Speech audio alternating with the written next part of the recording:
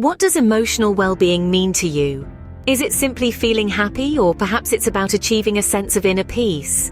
Emotional well-being plays a vital role in our overall health, shaping our thoughts, actions, and reactions. Now, imagine having a tool, a technique that can help you maintain this emotional balance, a method that allows you to tap into your body's energy meridians to regulate your emotions. This is where the Emotional Freedom Technique, or EFT, comes into play. Emotional Freedom Technique, or EFT, could be the key to unlocking your emotional wellness. EFT is a transformative practice that's accessible to everyone. Now, let's break this down into simpler terms. Emotional Freedom Technique, or EFT, is a method that combines elements of exposure and cognitive therapy with acupressure. It's like having access to an emotional version of acupuncture, but without the needles. Imagine your body as a complex network of energy pathways, known as meridians. These pathways can sometimes become blocked or unbalanced due to emotional stress or trauma, and this is where EFT comes in. By tapping on specific points along these meridians while consciously acknowledging your emotional distress, you can work to restore the balance of energy in your body. And the beauty of EFT? It's a technique that everyone can learn and practice. You don't need to be a seasoned meditation guru or an acupuncture specialist. With practice, you can start to utilize this tool effectively to manage your emotional responses, reduce stress, and even alleviate physical discomfort. It's important to remember, though, that EFT isn't a magic cure.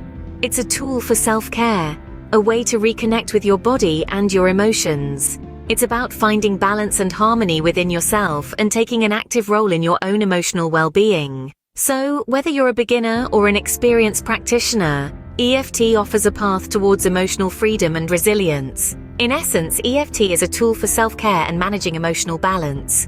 Now, you might be wondering, how do we practice EFT?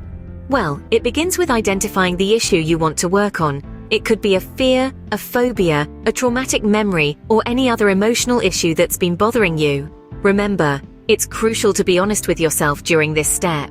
Once you've identified your issue, it's time to rate the intensity of your emotional discomfort on a scale from 0 to 10, with 10 being the most intense. This is known as the SUDS rating, short for Subjective Units of Distress Scale. It's a handy tool that helps you track your progress as you go along. Next, we formulate the setup statement. This is a phrase that acknowledges your problem, and yet affirms your acceptance of yourself. It usually follows this format. Even though I have this, I deeply and completely accept myself. Now, we're ready to tap. The tapping process involves gently tapping on 9 specific points on your body, which correspond to different energy meridians. This starts at the side of the hand, also known as the karate chop point, and continues to the top of the head.